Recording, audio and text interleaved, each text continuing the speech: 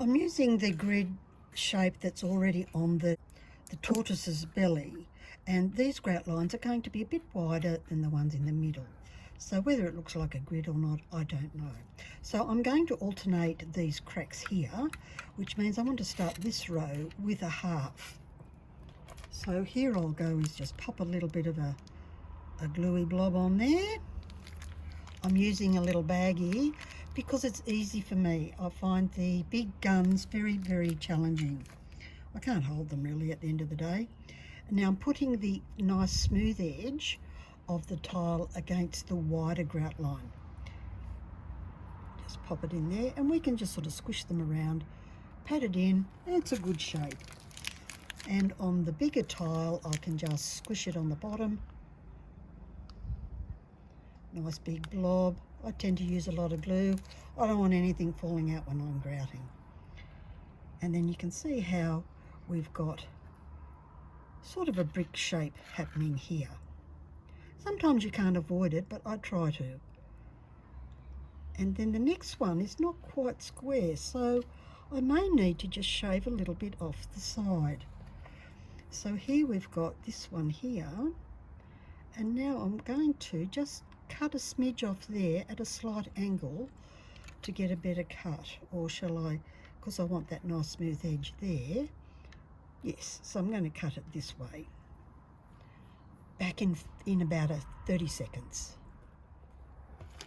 Okay, so here we go again. And don't think that because you can't see it, you should do a bad job. A good finish means you do a good job all over your lovely project.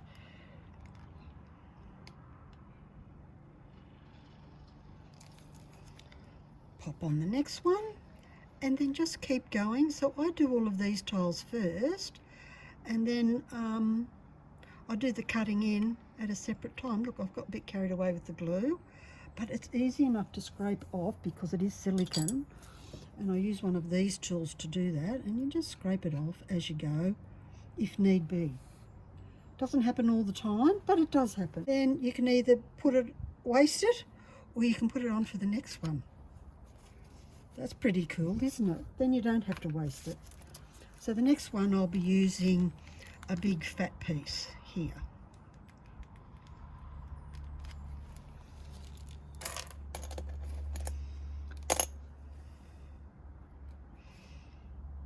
And away I'll go and finish the rest. So hopefully you can see now how I've laid these out and tried to avoid straight through grout lines unless it's on purpose. So we've got this straight through grout line here which reflects the grid of the turtle's belly. And a shoe on here and a shoe on here. So I'll just grab one of the shoes. I think it was fat end at the top. And really be generous with the glue. I'm always very generous with the glue, like I say.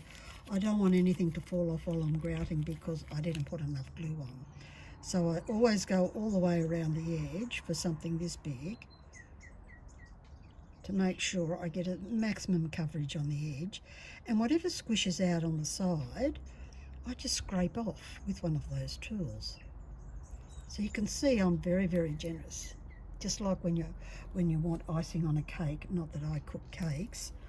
And then just pop it on, and then you can squish it into place. So what I'm going to do is actually glue all the shoes on, then stand her up so they'll be even.